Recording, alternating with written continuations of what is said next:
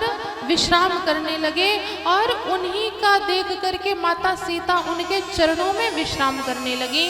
और माता सुमित्रा के आदेश के कारण लक्ष्मण जी देखिए विश्राम नहीं कर रहे हैं, लक्ष्मण जी यहाँ पर पहरेदारी में लग गए, क्योंकि माता सुमित्रा ने कहा था कि मैं मेरे राम की दिन और रात सेवा करना, इसलिए राम जी पहरेदारी करने लग गए और सुमंत जी विश्राम करने लगे। प्रातः काल हुई और प्रातः काल होने के बाद यहाँ पर रात्रि के समय ही राम जी के आदेश से सुमंत जी रथ को लेकर के श्रृंगवेरपुर पहुंच गए और अयोध्या वासी तमसा नदी के किनारे ही सोते हुए रह गए, क्योंकि राम जी की माया ने ऐसा चक्कर चलाया कि सारे अयोध्या वासी सोते रह गए और राम जी आगे बढ़ गए।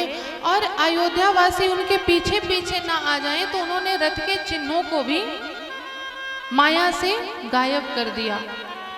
प्रातः काल आगे राम जी बढ़े और आगे बढ़ने के बाद राम जी श्रृंगवेरपुर की नगर सीमा में प्रवेश करते हैं। श्रृंगवेरपुर की नगर सीमा में राघव जी प्रवेश करे, लेकिन नगर के अंदर प्रवेश नहीं करा, क्योंकि उनका किसी नगर में जाना मना था। जैसे ही श्रृंगवेरपुर के राजा निषाद राज को पता चला कि राम जी आए हैं, तो निषाद राज तुरंत अपने सारे जो भी उनके रिश्तेदार थे, उनके और केवट भाई सब लोग थे, भाई बंधु, सबको लेकर के राम जी के स्वागत के लिए पहुंचे। राम जी का स्वागत सत्कार किया और नगर सीमा के बाहर ही उनको विश्राम स्थान प्रदान किया। श्रृंगवेरपुर में निषाद राजगुरु ने कारण पूछा कि आपने किस कारण से ये तपस्वी वेश धारण किया नाथ। तब सुमंत जी ने बताया कि राम जी को 14 वर्षों का वनवास काल प्राप्त हुआ है। सुमंत जी ने जैसे ही ये बताया, निषाद राजगुरु ने कहा कि नाथ आप एक काम करिए, आप 14 वर्षों तक यहीं पर निवास करिए, मैं आपकी अच्छी छोटी सी कुटिया बना दूंगा और जितना हमसे बन बढ़ेगा हम आपकी सेवा में तत्पर रहेंगे। राम जी ने कहा कि नहीं निषाद राजगुरु, मैं यहाँ पर नहीं रहूंगा, मुझे तो और आगे की यात्रा को तय करना है। निषाद राजगुरु ने सभी का आसन लगवाया, निवास विश्राम की व्यवस्था कराई, रात्रि हुई तो सभी विश्राम करने लगे। निषाद राजगुरु ने कहा कि अपने सारे श्रृंगवेरपुर वासियों से कि तुम लोग मत सोना, मुझको पता चला है कि ये रात में अयोध्या वासी भी इनके साथ आए थे और रात में ये उनको सोता हुआ छोड़ करके आगे बढ़ गए, कहीं ऐसा ना हो कि हम लोग सो जाएं और ये रात में फिर आगे बढ़ जाएं, इसलिए तुम लोग इनकी देख रेख करना, ये रात में भागने ना पाए। और स्वयं निषाद राजगुरु लक्ष्मण जी के साथ बैठ करके वार्तालाप करने लगे। वार्तालाप करते करते प्रातः काल हुई। प्रातः काल रघुनाथ जी ने नित्य क्रिया बना करके उसके पश्चात अपने बालों को अपने जटाओं का रूप धारण किया।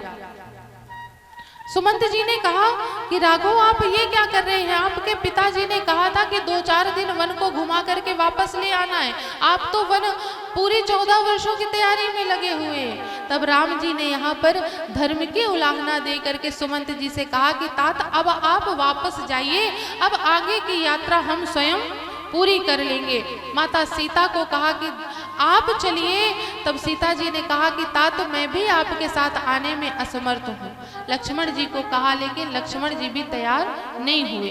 अब राम जी, लक्ष्मण जी और सीता जी आगे बढ़े गंगा जी के तट पर, क्योंकि अब राम जी को गंगा जी को पार करना था। अब गंगा जी पार कैसे करी जाए, अब तैर के तो कर नहीं पाएंगे, तो उन्होंने कहा कि भाई नाव देखो, कोई नाव दिखाई दे तो नाव में बैठ करके हम गंगा पार करेंगे। तब यहाँ पर राम जी को तो नाव नहीं दिखाई दी, लेकिन लक्ष्मण जी ने कहा कि प्रभु मुझको एक नाव दिखाई दे रही है, वो कुछ दूर पर खड़ी हुई है। लक्ष्मण जी कहे रुकिए नाथ, मैं लेकर के आता हूँ, मैं उस केवट को लेकर के आता हूँ जो इस नाव का मालिक है। राम जी ने कहा कि लक्ष्मण तुम रुको, मैं लेकर के आता हूँ, मैं बुलाता हूँ उस केवट को, और तुम देखना कि किस प्रकार बात करी जाती है। अगर किसी से कोई काम कराना हो तो किस प्रकार से व्यवहार करना चाहिए, बात करनी चाहिए, तुम मुझसे पहले सीखो। लक्ष्मण जी ने कहा ठीक है प्रभु। राम जी ने इधर उधर देखा लेकिन कोई नहीं दिखाई दिया। तब दूर नजर देखी तो एक केवट राज खड़े हुए थे। अच्छा देखिए, केवट राज सब जानते हैं लेकिन तब भी बन करके खड़े हैं। राम जी ने कहा कि केवट भैया सुनो, तो केवट जी ने कहा, उनको ऐसा उन्होंने व्यवहार किया कि उनको कुछ सुनाई ही नहीं दे रहा है। फिर राम जी ने बुलाया, तब आए, कहने लगे मुझको बुला रही हैं क्या? कहे हाँ भैया आप ही को बुला रहा हूँ। राम जी ने कहा भैया हमको गंगा जी के उस पार छोड़ दो। केवट जी ने कहा मैं आपको उस पार नहीं छोड़ूंगा। कहने लगे क्यों नहीं छोड़ोगे भैया? तो केवट कहता है कि मैं आपके ना मर्म को जानता हूँ, मैं आपको जानता हूँ, इसलिए मैं आपको नहीं छोड़ूंगा। लक्ष्मण जी ने कहा कि क्या तुम जानते हो? केवट ने कहा ये वही है ना जो जब जनकपुरी जा रहे थे तो एक शिला पर इनकी चरण रज पड़ गई तो वो नारी बन गई थी। लक्ष्मण जी ने कहा हाँ ये वही है, मैं भी उनके साथ था उस समय पर जब वो नारी बनी थी। कहे बस मैं इसी कारण से नहीं लेकर के जा रहा हूँ। राम जी ने कहा भैया लेकर के चलो। तो केवट कहता है कि मैं ऐसे लेकर के नहीं जाऊंगा। राम जी ने कहा तो फिर भैया कैसे लेकर के जाओगे? कहे अगर मैं लेकर के आपको जाऊंगा तो मेरी एक शर्त है। कौन सी शर्त है? कौन सी शर्त है? कि धुला लो पाँव राघव जी, धुला लो पाँव राघव जी, जो गंगा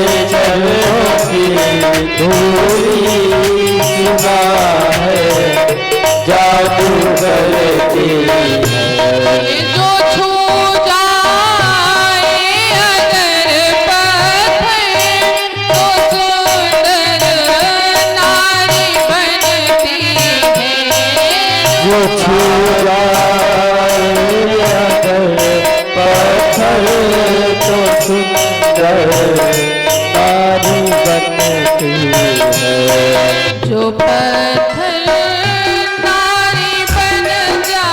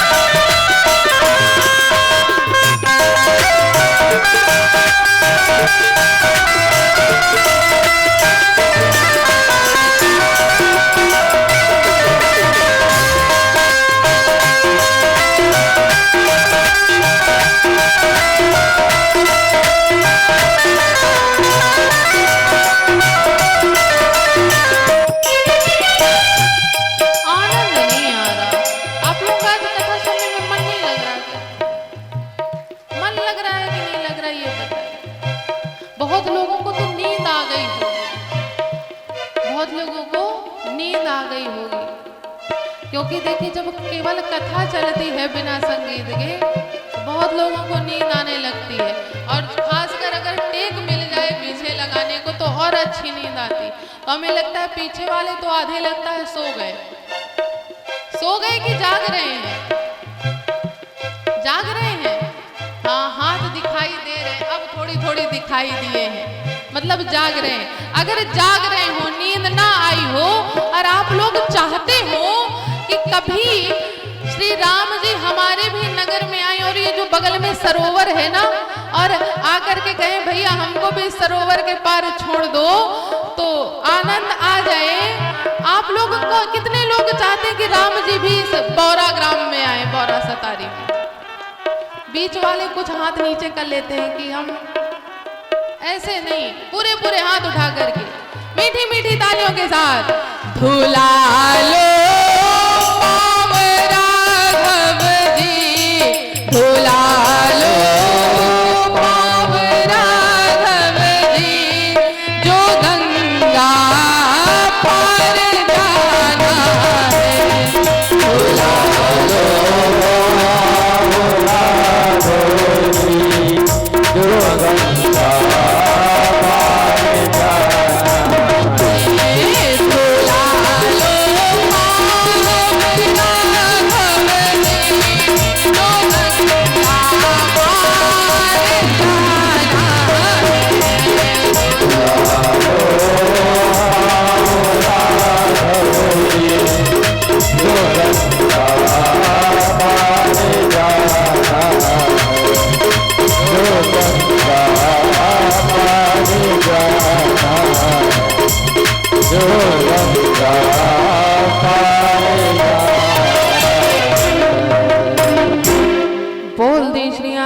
भगवान की जय हो।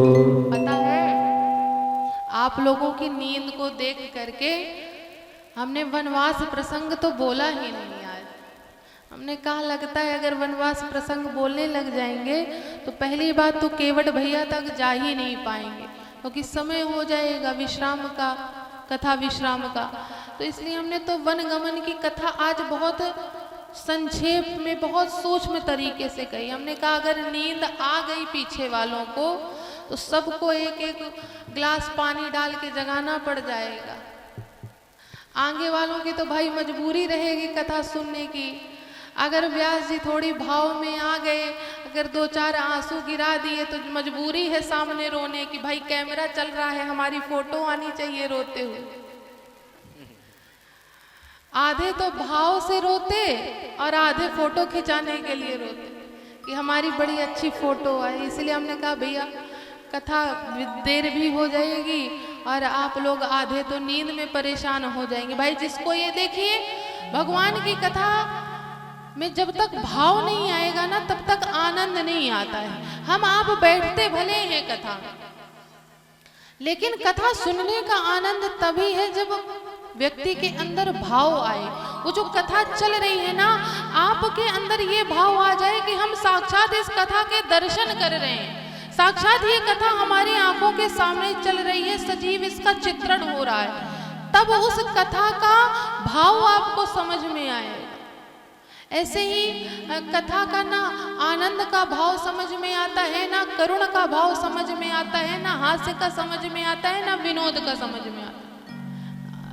विनोद अर्थात हमारे आचार्य विनोद जी नहीं, हमारे आचार्य जी का भी नाम है विनोद, ये विनोद जी नहीं, आनंद।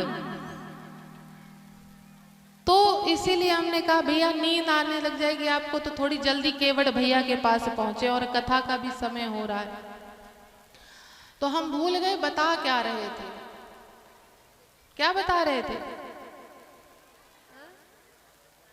सब भूल करके हम तो, अच्छा बहुत लोग कह देते होंगे कि हम इतने आनंद में आ गए महाराज कि हम सब भूल गए कि कथा क्या चल रही थी। हम तो इतने आनंद में थे, ऐसे आनंद से काम नहीं चलेगा। पैर धुलाने के लिए बोल रहे थे। अच्छा, राम जी से केवट भैया ने कहा कि अगर आपको उस पार जाना है तो आपको अपने पैर धुलाने पड़ेंगे, क्योंकि मैं आपके मर्म को जानता हूं कि आप के चरणों की रज से एक पाषाण नारी बन गई। और महाराज, जब एक पत्थर नारी बन सकती है तो मेरी तो लकड़ी की नाव है, ऊपर से पानी में चलने वाली और कोमल होती है। अगर ये नाव नारी बन गई तो मेरे घर में जो नारी बैठी है ना, उसको नहीं समझ में आएगा कि नाव नारी बन गई है, उसको तो यही लगेगा कि मैं दूसरा ब्याह करके आ गया हूँ।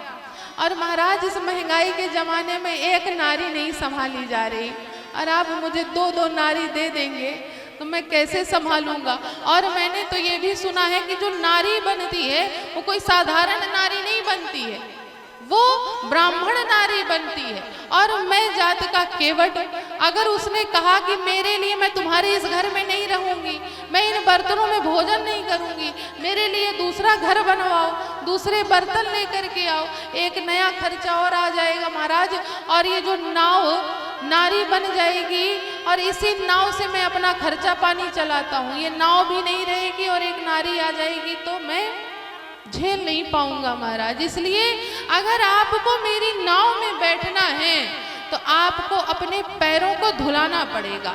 तो ये जो आपके चरणों में ये वो जो जादू वाली रज लगी हुई है, जो नारी बना देती है, वो रज धुल जाएगी और फिर मैं आपको नाव में बिठा करके ले जाऊंगा। केवट की ये बात सुनकर के लक्ष्मण जी बड़े क्रोध में आ गए और उन्होंने कहा, तुमको ले जाना हो तो ले चलो, अन्यथा मैं दूसरे नाव वाले को बुला लूंगा। केवट भैया ने कहा, अच्छा ठीक है, जाइए आप ले करके आइए। और उस घाट में एक भी नाव नहीं थी, केवट भैया ने पहले ही इंतजाम कर दिया था।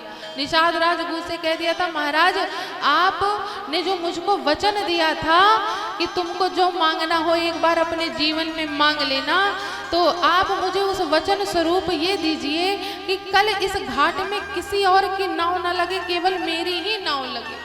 केवट ने पहले ही इंतजाम कर लिया, इसलिए निश्चिंत होके कहता है, हाँ जाइए जाइए, नाव लेकर के आइए। लक्ष्मण जी बड़ी दूर तक गए लेकिन कोई नाव नहीं मिली। लक्ष्मण जी आए वापस, कहने लगे, महाराज नाव मिल गई? कहे नहीं मिली। राम जी मुस्कुराए। केवट भैया ने कहा, महाराज मुस्कुराने से काम नहीं चलेगा, अगर आपको चलना हो तो जल्दी बताइए, वरना मैं दूसरे यात्री लेकर के जाऊं। सब राह में खड़े हुए हैं जाने के लिए।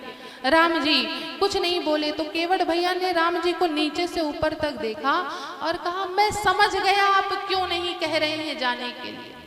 आपके पास पैसे नहीं है ना, क्योंकि आपके कपड़े में कहीं जेब नहीं लगी है। अब जब जेब नहीं है तो पैसा कहां से होगा? तो आप निश्चिंत रहिए, मैं आपसे उतराई में कुछ नहीं लूंगा। और मैं ये सत्य कहता हूं महाराज, मुझे आपके पिता दशरथ जी की शपथ है, अगर मैंने आपसे उतराई में कुछ मांग लिया। जैसे ही दशरथ जी का नाम सुना लक्ष्मण जी क्रोध में आए और बाण निकाला और कहा, आज मैं इसको मार दूंगा केवट को। केवट भैया ने कहा, महाराज मार दीजिए, इसमें मेरा बहुत बड़ा कल्याण हो जाएगा। लक्ष्मण जी ने कहा, मरने में भी कल्याण ढूंढ रहे हो, कैसे कल्याण होगा? कहे, महाराज एक बात बताइए, जब व्यक्ति मरने वाला होता है, अंतिम समय में लोग कहते हैं ना कि राम का नाम लो, भगवान का नाम लो, लेकिन वही काम वही नाम मुख से नहीं निकलता है कि अंत राम कहीं आवत नाही। अंत समय में राम जी का नाम नहीं निकलता। और मेरे सामने तो स्वयं राम जी खड़े हुए हैं, मुझसे बड़ा भाग्यशाली कौन होगा? और दूसरा कारण, अंत समय में लोग कहते हैं कि मुख में गंगा जल डालना चाहिए, और यहाँ तो गंगा जी बह रही हैं, आप मुझे मारेंगे और मैं तुरंत गंगा जी में कूद जाऊंगा, और जब तक मेरे अंदर प्राण रहेंगे मैं गंगा जल का पान करता रहूंगा, इसमें भी मेरा कल्याण है। लक्ष्मण जी ने कहा कि ये केवट तो बड़ा चतुर है, बड़ा होशियार है। लक्ष्मण जी बेचारे फिर अपना बाण रख लिए। अब राम जी मुस्कुरा रहे हैं केवट की इस बात पर। केवट ने कहा, महाराज देखिए मुस्कुराने का समय गया, और अब जल्दी से आप विराजमान होइए मेरी नाव में, अगर आपको चलना है तो, और चलना है तो अपने चरण प्रक्षालन कराइए। तब राम जी ने देखा कि समय अब ज़्यादा हो रहा है और हमारी कथा में भी समय ज़्यादा हो रहा है, तो केवट भैया से राम जी ने कहा कि जाओ भैया, आप चरण प्रक्षालन की सामग्री लेकर के आओ और चरण प्रक्षालन करो। केवट गया और अपनी पत्नी से कहा कि चलो जल्दी से पात्र लेकर के चरण प्रक्षालन करने हैं, राम जी आए हैं, राम जी आए हैं। पत्नी और सारे बच्चों को लेकर के केवट पहुंचा और राम जी को एक शिला पर बिठाया और चरण प्रक्षालन करने लगा।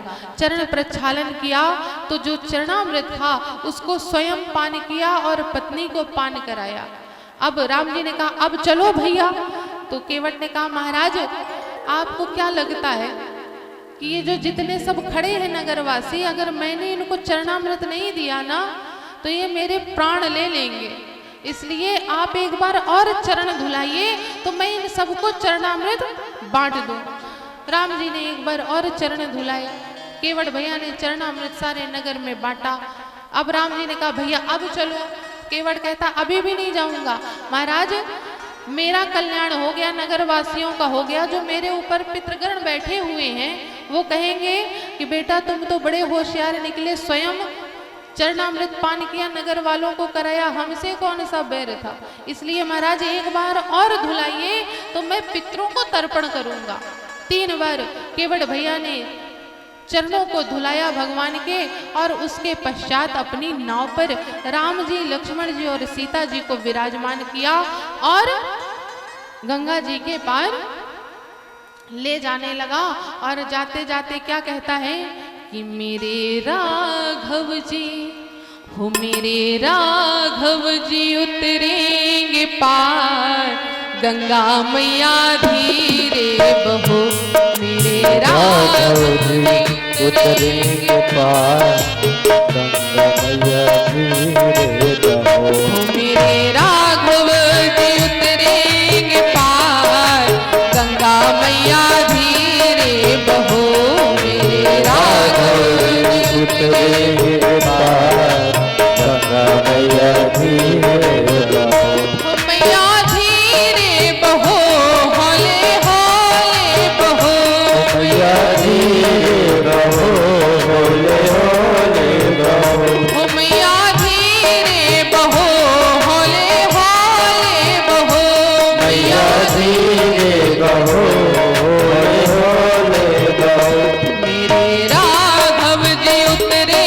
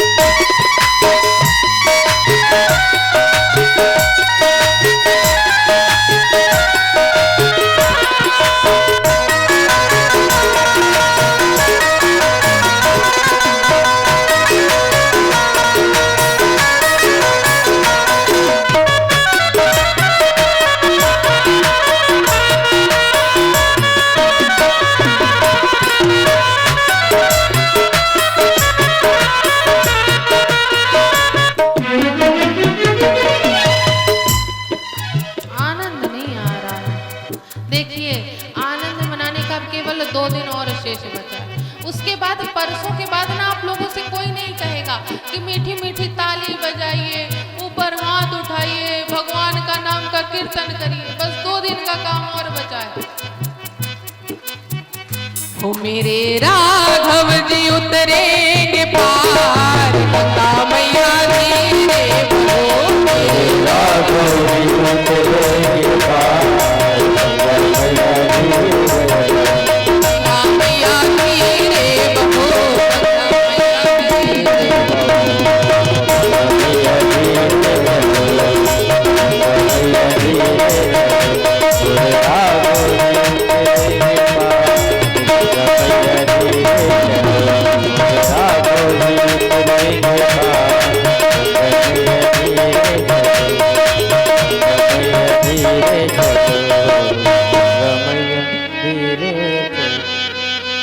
बोल दे श्री आनंद गंध भगवान की।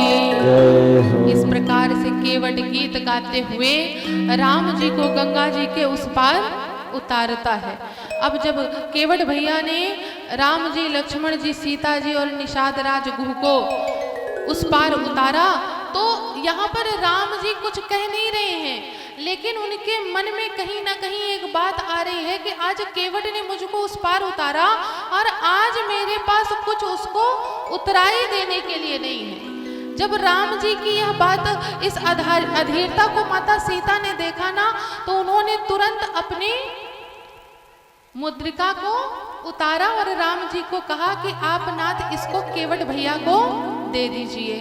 तो राम जी ने जैसे ही वो मुद्रिका केवट भैया को देने के लिए किया, तो केवट जी ने कहा, नाथ मैंने आपसे पहले ही कहा था कि मुझको उतराई के रूप में कुछ नहीं चाहिए। राम जी ने कहा, भैया तुमने मुझे उस पार उतारा है, कुछ तो ले लो। तो केवट भैया कहते हैं कि नाथ अगर आप मुझको कुछ देना चाहते हैं, इतने प्रसन्न है, तो मुझे ये ना सोने की वस्तु नहीं चाहिए, मुझे आभूषण नहीं चाहिए। अगर आप मुझको कुछ देना चाहते हैं तो मेरे ऊपर एक कृपा कर दीजिए। कौन सी कृपा? कि मेरे सिर पर रख दो बाबा, हो मेरे सिर पर रख दो राघव, अपने ये दोनों हाथ, देना हो तो दीजिए जन्म जन्म का साथ, देना हो तो दीजिए जन्म जन्म का साथ। हो मेरे सिर पर रख दो राघव, मेरे सिर पर रख दो राघव, अपने ये दोनों हाथ, देना हो तो दीजिए जन्म जन्म का साथ, देना हो तो दीजिए जन्म